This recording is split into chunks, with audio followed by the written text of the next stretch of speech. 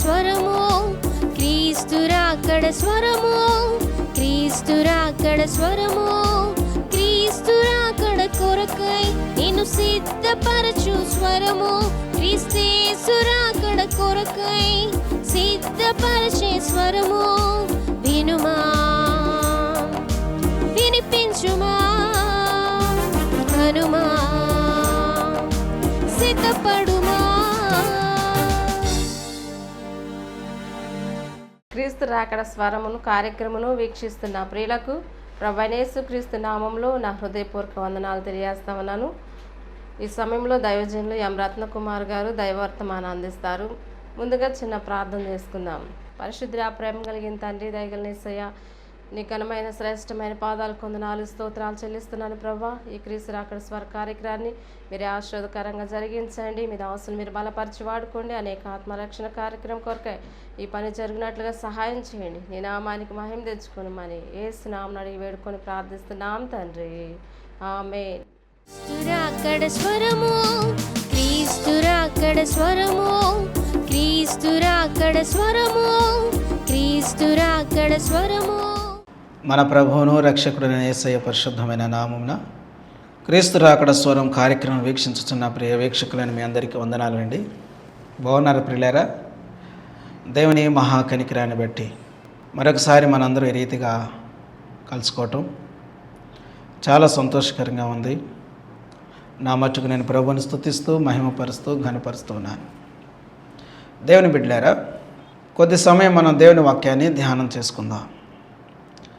మనము సంపూర్ణత అనే అంశాన్ని గురించి ధ్యానం చేస్తున్నాం. దీనిలో సంపూర్ణత అంటే ఏమిటి అనే విషయాన్ని గురించి ధ్యానం చేశాం. సంపూర్ణత అనగా లోపం లేని క్రైస్తవ జీవితం. దీని గురించి ధ్యానం చేసి ఏ ఏ విషయాల్లో మనం సంపూర్ణం కావాలి అనే సంగతిని గురించి ధ్యానం చేస్తున్నాం. దానిలో మొదటిది విశ్వాసం. విశ్వాసంలో మనం సంపూర్ణం కావాలి. వాస్తవానికి విశ్వాసం యొక్క అవసరత ఏంటి అనే సంగతిని గురించి కొన్ని విషయాలు ధ్యానం చేశాం. ఒక వ్యక్తిలో విశ్వాసం ఉన్నది, క్రీస్తునందు విశ్వాసం ఉన్నది అని మనకి ఎలా అర్థమవుతుంది, దానికి రుజువులు ఏంటి అనే సంగతిని గురించి మనం ధ్యానం చేశాం.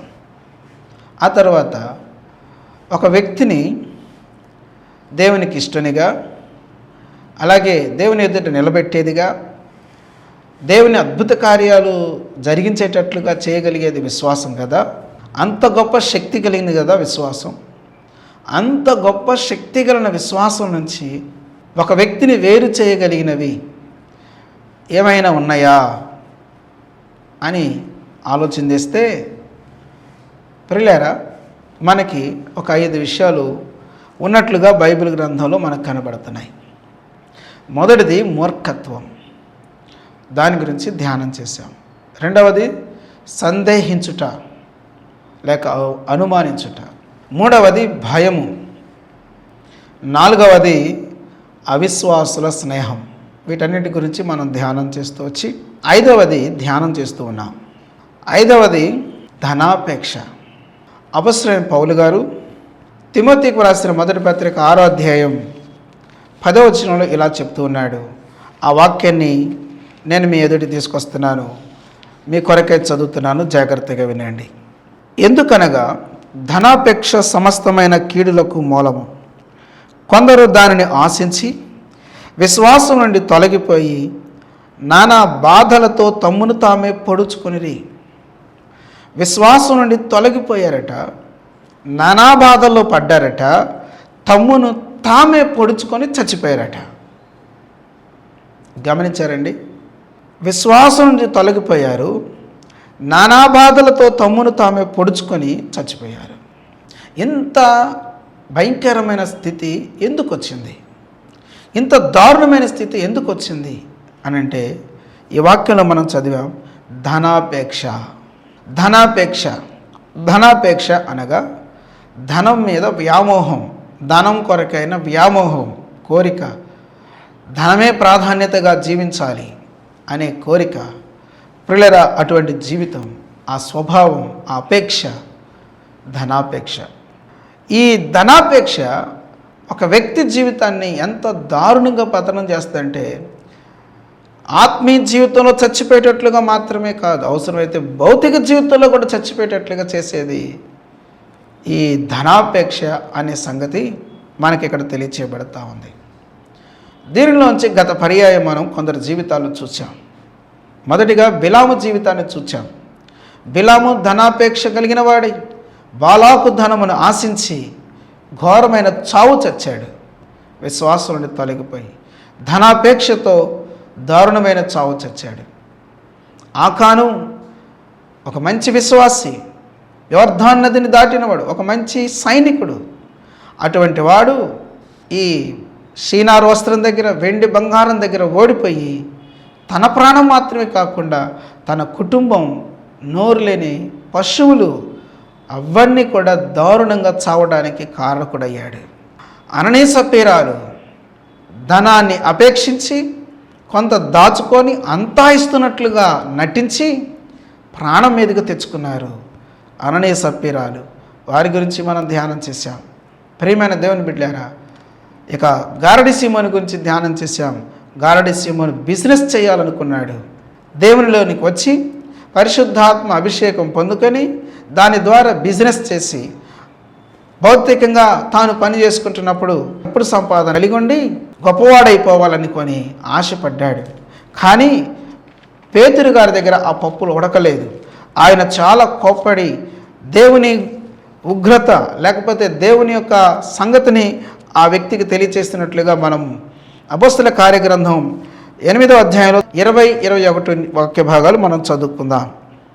అందుకు పేతురు, నీవు ద్రవ్యమిచ్చి దేవుని వరము సంపాదించుకుందునని తలంచుకునినందున నీ వెండి నీతో కూడా నశించును కాక. నీ హృదయం దేవుని ఎదుట సరైనది కాదు గనుక ఈ కార్యమందు నీకు పాలు పంపులు లేవు.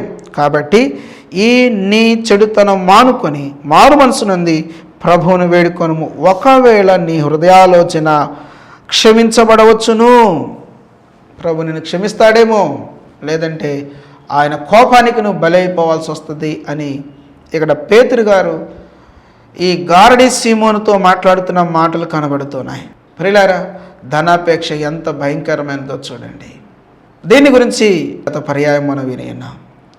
ఇంకా ధనాపేక్షతో విశ్వాసం నుంచి జారిపోయిన వ్యక్తులు ఎవరున్నారో దేవుని వాక్యంలోంచి మనం చూద్దాం.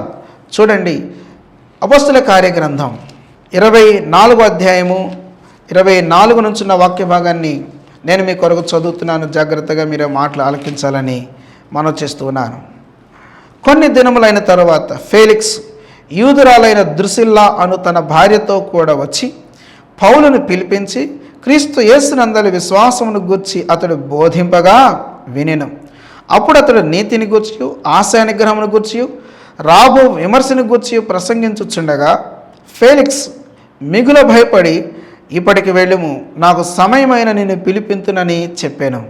ఇక్కడ ఫేలిక్స్ తన భార్య అయినా అలాగే యూదురాలైన ద్రుసిల్లను తీసుకొని ప్రియులారా తన వారి దగ్గరకు పౌలు గారిని పిలిపించుకున్నాడు. వాక్యం వింటూ ఉన్నాడు. క్రీస్తునందలి విశ్వాసము ద్వారా ఒక వ్యక్తి రక్షించబడతాడని దాని గురించిన సంగతులు వింటూ ఉంటున్నాడు.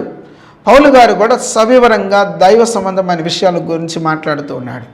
నీతిని గురించి, అలాగే ఆశా నిగ్రహాన్ని గురించి, అలాగే రాబో విమర్శన గురించి స్పష్టంగా చక్కగా మాట్లాడుతూంటే ఈయనకు భయం వేసేసేసింది. భయం వేసి ఇప్పటికి వెళ్ళు, మరలా పిలిపిస్తాను అనుకున్నాడు. ప్రియులారా, జాగ్రత్తగా ఉండండి. మరలా పిలిపించుకున్నాడంటే పిలిపించుకున్నాడు. పిలిపించుకొని ఏం చేశాడు? మీ కొరకు నేను 26వ వాక్యాన్ని చదువుతున్నాను. తరువాత పౌలు వలన తనకు ద్రవ్యము దొరుకునని ఆశించి మాటి మాటికి అతనిని పిలిపించి అతనితో సంభాషణ చేయుచుండెను. ఫేలిక్స్ ప్రియులారా, ఇతను ఒక మంచి అధికారి. అయితే ఇతను ఇంత ఉన్నతమైన స్థితిలో ఉండి పౌలు గారిని పిలిపించుకొని పౌలు గారి దగ్గర నుంచి డబ్బేమని వచ్చిద్దేమో అని ఆలోచన చేస్తున్నాడు.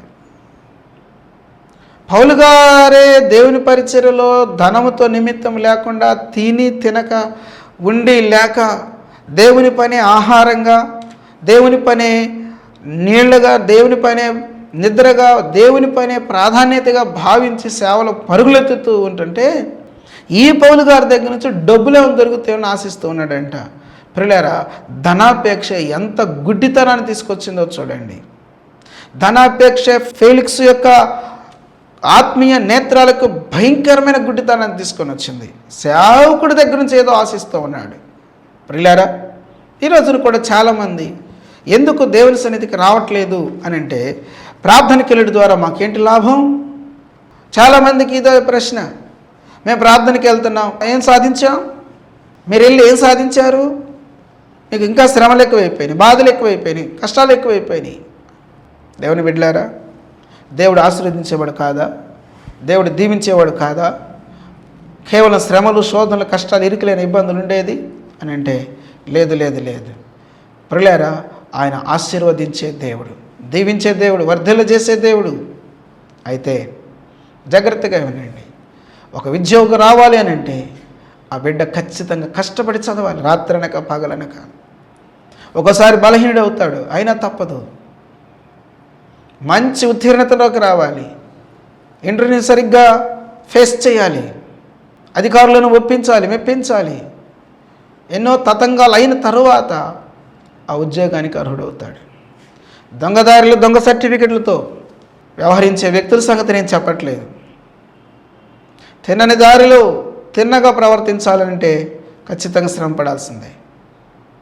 అలాగే ప్రియమైన సోదరి సోదరులారా, ఒక వ్యక్తి తన జీవితంలో తాను ఆధ్యాత్మిక ఉన్నతమైన శిఖరాలు ఎక్కాలి అని అంటే, బహుతరాలకు ఆ వ్యక్తి జీవితం ఆశీర్వాదకరంగా, మాదిరికరంగా, దీవెనకరంగా ఉండాలి అని అంటే అన్ని పరిస్థితులు గుండా వెళ్ళక తప్పదు. పౌలు గారి జీవితాన్ని చూస్తే అనేకమైన శ్రమల గుండా వెళ్తూ ఉన్నాడు. కాబట్టే ఇన్ని వందల సంవత్సరాలైనా, 2000 సంవత్సరాలైనా ఆయన జీవితం తాజాగానే మాదిరి జీవితంగా ఉన్నది. ఎందుకు అని అంటే ఆయన భయంకర శ్రమల గుండా దేవుని కొరకు నమ్మకమైన పరిశుద్ధమైన జీవితాన్ని జీవించడం కొరకై అనేకమైన శ్రమల గుండా ఆయన అప్పగించిన పనిని సంపూర్ణంగా నెరవేర్చడం కొరకై అనేకమైన శ్రమల్ని, హింసల్ని అనుభవించిన వ్యక్తిగా పరిశుద్ధ గ్రంథం మనకు తెలియజేస్తుంది. అందుకనే ఇన్ని వందల సంవత్సరాలు అయినా కూడా, 2000 సంవత్సరాలు అయినా కూడా ఆయన జీవితం తాజాగా ఉంది, మాదిరికరంలో తాజాగా ఉంది. అటువంటి ఆయన దగ్గర ఇతను డబ్బులు ఆశిస్తూ ఉన్నాడు. ప్రియులారా, దయచేసి గమనించండి. ఆత్మీయ జీవితంలో దేవుని దగ్గరికి వచ్చిన తర్వాత దేవుని వలన నాకు లాభం ఏంటి కాదు ఆలోచన చేయాల్సింది. నేను క్రీస్తు యొక్క సారూప్యతలోకి ఎదుగుతున్నానా, క్రీస్తు యొక్క స్వరూపం నాలోకి వస్తూ ఉన్నదా, ఇది ఆలోచన చేయాలి. కృపాక్షేమాలు మన వెంట రావాలి, కానీ వాటి వెంట మనం పరిగెత్తకూడదు. దాని ద్వారా మన ప్రాణాపాయం ఉన్నది. దాన్ని ఆశించి అనేక మంది విశ్వాసం తొలగిపోయి నానా బాధలతో తమ్ముడు తామే పొడుచుకుంటారని మనం చదువుకున్నాం కదా. దాని వెంట పరిగెత్తిస్తే అది ఎండమావిలాగా పరిగెత్తించి ప్రాణం తీస్తుంది. ధనాపేక్ష భయంకరం చెడ్డది. కాబట్టి ప్రియులారా, ఈ ధనాపేక్షతో ఎందరి జీవితాలు మృగ్యమైపోయినాయో, కాలాలు కలిసిపోయినాయో మనం చూస్తూ ఉన్నాం. ఇతను డబ్బును ఆశించి పౌలు గారిని పిలిపించుకున్నాడు.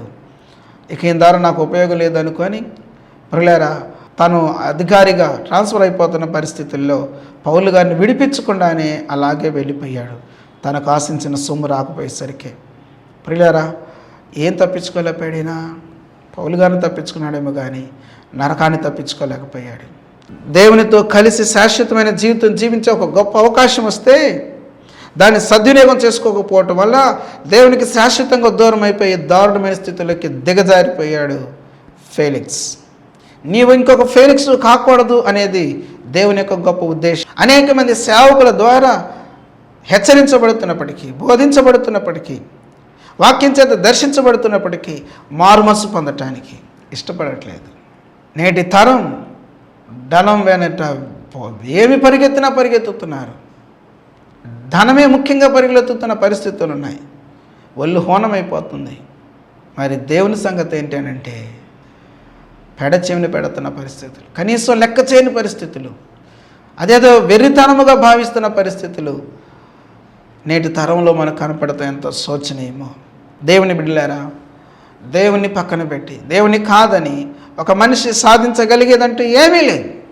సో ఈ కార్యక్రమం వీక్షిస్తున్న నీ వ్యక్తిగత జీవితంలో ప్రియులారా బాగా గుర్తుపెట్టుకోవాలి, మనం దేవుని కాదని మనం ఏమీ సాధించలేం. ఇతను ద్రవ్యం ఆశించాడు, అది దొరకపోయేసరికి పౌలు గారిని అంతే ఉంచేసి వెళ్ళిపోయాడు. ప్రియులారా దాని అంతం భయంకర నరకం అనే సంగతిని ఆయన గుర్తించలేకపోతున్నాడు. దేవుని గ్రంథంలో మనం గమనించినట్లయితే ధనాన్ని ఆశించి దారుణమైన పరిస్థితికి దిగజారిపోయిన మరొక వ్యక్తి సంగతి మనం దేవుని వాక్యంలో చూస్తాం. ప్రియులారా దయచేసి చూడండి, రాజులు 2వ గ్రంథం 5వ అధ్యాయము 20వ వచనం నుంచి నేను మీ కొరకు చదువుతున్నాను. అంతటా దైవజనుడైన ఎలీషాకు సేవకుడు గేహజీ, సిరియనుడైన ఈ నయమాను తీసుకుని వచ్చిన వాటిని అంగీకరించుటకు నా యజమానునికి మనస్సు లేకపోయిన కానీ యెహోవా జీవంతోడు నేను పరిగెత్తుకొని పోయి అతన్ని కలుసుకొని అతని యొద్ద ఏదైనా తీసుకుందని అనుకొని నయమాను కలుసుకున్నట్టుకై పోవచ్చుండగా నయమాను తన వెనుక నుండి పరుగున వచ్చుచున్న వారిని చూచి తన రథం మీద నుండి దిగి వాడిని ఎదుర్కొని క్షేమమా అని అడిగాను. అతడు క్షేమమే అని చెప్పి. గమనించండి ప్రియులారా, ఈ భాగంలో మనం చూసినట్లయితే నయమాను సొమ్ముని ఎలీషా ద్వేషించాడు. ఏమాత్రం దానిని ఆశించలేదు, దాన్ని ఏమాత్రం లెక్క చేయలేదు. కానీ దైవజనుని దగ్గర, గొప్ప దైవజనుని దగ్గర ఎదుగుతున్న గేహజీ దాన్ని ఆశించిన పరిస్థితులు మనకు కనబడుతున్నాయి. నయమాను రథం వెంట పరిగెత్తాడు, నయమాను రథం వెంట పరిగెత్తాడు, అబద్ధాలాడాడు. నయమాను రథం వెంట పరిగెత్తి పరాయి దేశస్తుని వెంట పరిగెత్తి అబద్ధాలాడి అతని దగ్గర నుంచి సొమ్ము తెచ్చుకున్నాడు. మళ్ళీ చెప్తున్నాను, పరాయి దేశస్తుని దగ్గరికి వెళ్ళి అబద్ధాలాడి సొమ్ము తెచ్చుకున్నాడు. పరాయి దేశస్తుడి సొమ్ము. దాని ద్వారా అతని యొక్క ఉద్దేశం ఏమిటి అని అంటే, ఏమని అక్కడ చెప్పాడు అని అంటే ప్రియులారా చూడండి, ఆ మాట మీద తీసుకొస్తాను. నా యజమానుడు నా చేత వర్తమానం పంపి ప్రవక్తల శిష్యులలో 2 యవనులు ఎఫ్రాయిమనీము నుండి నా యొద్దకు ఇప్పుడే వచ్చిరి గనుక నీవు వారి కొరకు 2 మనుగుల వెండియు 2 దుస్తుల బట్టలను దయచేయమని సెలవిచ్చుచున్నాడనెను అని ఇక్కడ చదువుతున్నాం. అంటే ప్రియులారా నయమాను సొమ్మును తీసుకొని నయమాను సొమ్ము చేత సేవ చేస్తాను అన్నట్లుగా నయమానుతో మాట్లాడుతున్నాడు, నయమాను నమ్మిస్తున్నాడు. అది తనకు భాగ్యముగా ఎంచిన నయమాను, పరాయి దేశస్థుడైన నయమాను గేహజీని నమ్మి ఇది నిజంగానే ఎలీషా కోరాడని నమ్మి తన సొమ్ముని గేహజీకి ఇచ్చాడు. ఈ గేహజీ ప్రియులారా అబద్ధమాడి సంపాదించుకున్న సొమ్ముని దాన్ని చూసి ఎంత మురిసిపోతూ ఉన్నాడు. అతను ఏమనుకుంటున్నాడో తెలుసా ప్రియులారా? తానేమనుకుంటున్నాడో ఆ విషయాలన్నిటినీ దైవజనుడైన ఎలీషా గారు బయట పెట్టేసేసాడు. ఆ బయట పెట్టిన సంగతిని మనం చూస్తే అమ్మో వీడికి ఇంత ఆలోచన వచ్చిందా అనిపిస్తూ ఉంటుంది. నేను మీ కొరకై చదువుతున్నాను, జాగ్రత్తగా వినండి. 25వ వచనం నుంచి, అతడు లోపలికి పోయి తన యజమానుని ముందర నిలువగా ఎలీషా వానిని చూచి, గేహజీ నీ వెచ్చని నుండి వచ్చితమని అడిగినందుకు వాడు, నీ దాసుడనైన నేను ఎచ్చటికి పోలేదనెను. అంతటా ఎలీషా వానితో, ఆ మనుషుడు తన రథము దిగి నిన్ను ఎదుర్కొనుటకు తిరిగి వచ్చినప్పుడు నా మనసు నీతో కూడా రాలేదా? ద్రవ్యమును వస్త్రములను ఒలివ చెట్ల తోటలను ద్రాక్ష తోటలను గొర్రెలను ఎడ్లను దాసదాసీలను సంపాదించుకున్నటకు ఇది సమయమా? అంటే ఇంత ఆలోచనతో వాడు రగిలిపోతూ ఉన్నాడు. గమనించారా ప్రియులారా? వీడు ఉండటానికి దైవజనుని దగ్గరే ఉన్నాడు, దైవజనుని చుట్టే తిరుగుతున్నాడు, దైవజనునితో సంబంధం కలిగినాడు, దైవజనునితో కూర్చుంటున్నాడు, దైవజనునితో కలిసి తింటున్నాడు, దైవజనునితోనే ఉంటున్నాడు. కానీ ఈ దైవజనుని యొక్క మనసు రాలేదు వీడికి, ఈ దైవజనుని యొక్క ఆత్మ రాలేదు వీడికి, ఈ దైవజనుని పోలి నడుచుకున్న స్వభావం వీడికి రాలేదు. పూర్తిగా దైవజనునికి వ్యతిరేకంగా నడుచుకుంటున్న పరిస్థితి ఈ గేహజీ జీవితంలో మనకి కనబడుతున్నది. ప్రియులారా, ఇక్కడ మనం గమనించినట్లయితే అతని ఆలోచన ఏమిటి అని అంటే, దైవజనుడైన ఎలీషా గారు చెప్తున్నారు, ద్రవ్యమును వస్త్రములను ఒలీవ చెట్ల తోటలను ద్రాక్ష తోటలను గొర్రెలను ఎడ్లను దాసదాసీలను సంపాదించుకున్నటకు ఇది సమయం అనుకుంటున్నావా నీవు? అంటే ఎంత దూరం ఆలోచన చేశాడో ఇక్కడ మనకు కనబడుతున్నాడు గేహజీ. అయితే దేవుని బిడ్డలారా, దేవుడు చూస్తూ మౌనంగా ఉండలేదు. కానీ ఆయన చెప్పిన మాట ఏంటంటే 27వ వచనం చదువుతున్నాను. కాబట్టి నయమానుకు కలిగిన కుష్టు నీకును నీ సంతతికిని సర్వకాలము అంటియుండును అని చెప్పగా వాడు మంచు వలె తెల్లనైన కుష్ఠము కలిగి ఎలీషా ఎదుట నుండి బయటకు వెళ్ళాను అని చదువుతున్నాం. గమనించండి ప్రియులారా, అతను అనుకున్నాడు, నేను సంపాదించింది భయంకరమైన సొమ్ము సంపాదించాను, నా స్థితి మారిపోయింది, నా స్టేటస్ మారిపోయింది, ఇక నుంచి ఎవడే కానీ నన్ను అరే ఒరే అనే అవకాశం లేదు, నన్ను మంచి మనసుతో లేకపోతే మంచి పేరుతో నన్ను పిలుచుకుంటారు. అబ్బో, సామాన్యంగా లేవు ఆలోచనలు. కానీ దేవుని సేవకుడు చెప్తున్నాడు, అబ్బాయి నువ్వు సంపాదించుకున్నది నయమాను సొమ్మును కాదు, నయమాను కుష్టు నీకును నీ సంతతికిని సర్వకాలము అంటియుండును అని చెప్పినట్లుగా ఈ వాక్యంలో మనం చదువుతున్నాం. ఏమి సాధించాడు, ఏమి సంపాదించాడు? నయమాను రథం వెంట పరిగెత్తి పరాయి దేశం వాని వెంట పరుగులెత్తి ఏమి సాధించాడు, ఏమి సంపాదించాడు? అబద్ధములాడి ఏమి సాధించాడు, ఏమి సంపాదించాడు? అబద్ధములాడి డబ్బు కాదు సంపాదించింది, అబద్ధములాడి వెండి బంగారాలు కాదు సంపాదించింది, అబద్ధములాడి నేను ఇవన్నీ సంపాదించాను, లేకపోతే నేను చాలా తెలివిగా ప్రవర్తించానని చెప్పి తాను భావిస్తున్నాడు. కానీ దైవజనుడు ఉన్న విషయం చెప్తున్నాడు, నువ్వు సంపాదించుకున్నది ఆస్తులు కాదు నాయన, కుష్టు సంపాదించుకున్నావు అని చెప్పాడు. కాబట్టి దేవుని బిడ్డలారా గమనించండి, ఈ భాగాన్ని మనం అర్థం చేసుకున్నట్లయితే ధనాపేక్ష ఎంత భయంకరమైందంటే, రెండంతల ఆత్మను పొందుకొని ఘనమైన సేవ చేస్తున్న ఎలీషా దగ్గర ఉంటూ అవసరమైతే 4 అంతల ఆత్మను పొంది మరింత గంభీరమైన ఘనమైన సేవ చేయాల్సిన గేహజీ కుష్టు వ్యాధిగ్రస్తుడైపోయాడు. ఇది మన జీవితాలకు పెద్ద పరీక్ష. సోదరి సోదరులారా, ఇక మనం చివరిగా చూస్తే లోతు గురించి మనం చదివినట్లయితే ఆదికాండం 13వ అధ్యాయం 10వ వచనాన్ని నేను మీ కొరకు చదువుతున్నాను, శ్రద్ధగా ఆలకించండి. లోతు తన కనులెత్తి యోర్దాను ప్రాంతం అంతటిని చూచాను.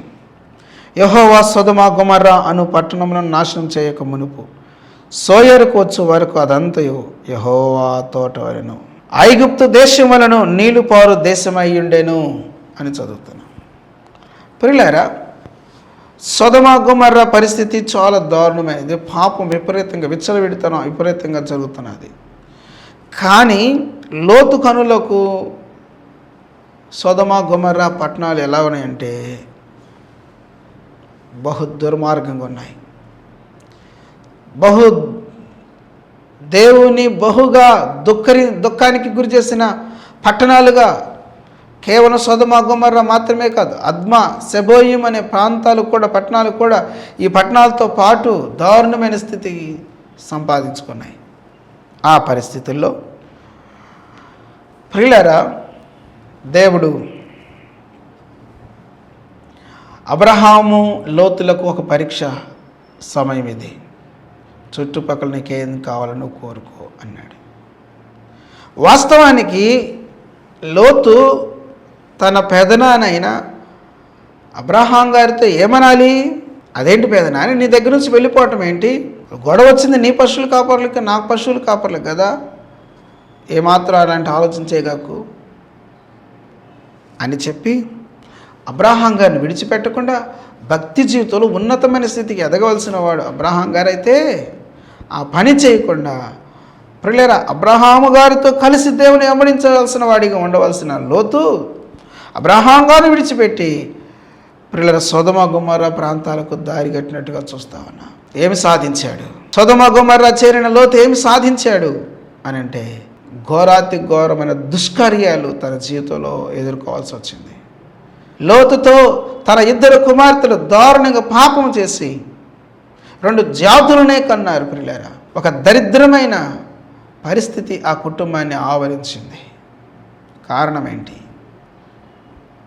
ఏదో సంపాదిస్తాను, ఏదో సాధిస్తాను, నేను గొప్పనైపోతానని ఆశించి తన జీవితాన్ని కుటుంబాన్ని నానా రీతులుగా పతనం చేసుకున్న పరిస్థితులు లోతు జీవితంలో మనకి కనబడుతుంది.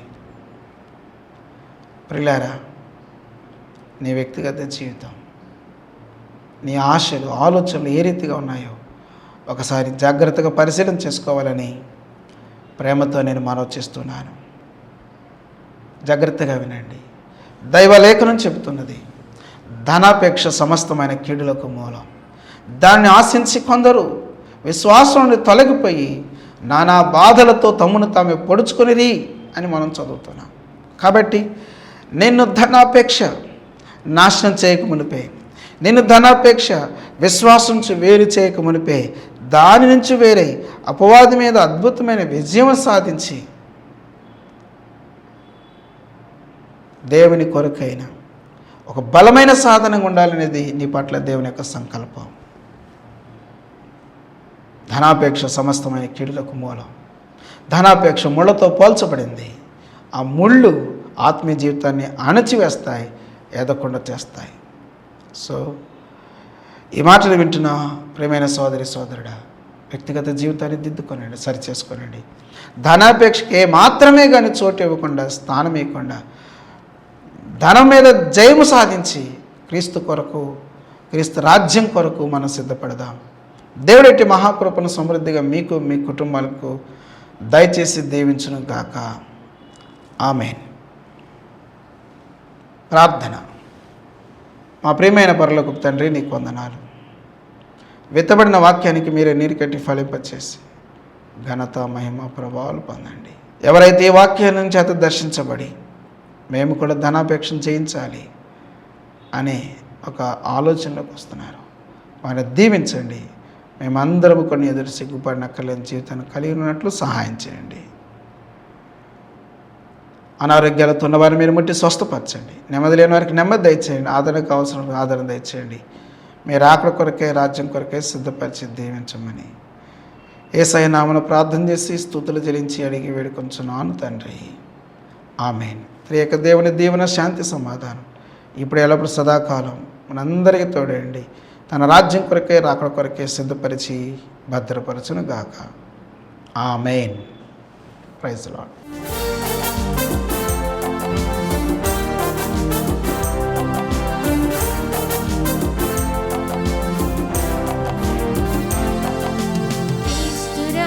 స్వరము, క్రీస్తురాకడ స్వరము, క్రీస్తురాకడ స్వరము, క్రీస్తురాకడ స్వరము, క్రీస్తురాకడ కొరకై నిన్ను సిద్ధపరచు స్వరము, క్రీస్తేసురాకడ కొరకై సిద్ధపరచే స్వరము. వినుమా, వినిపించుమా, కనుమా, సిద్ధపడు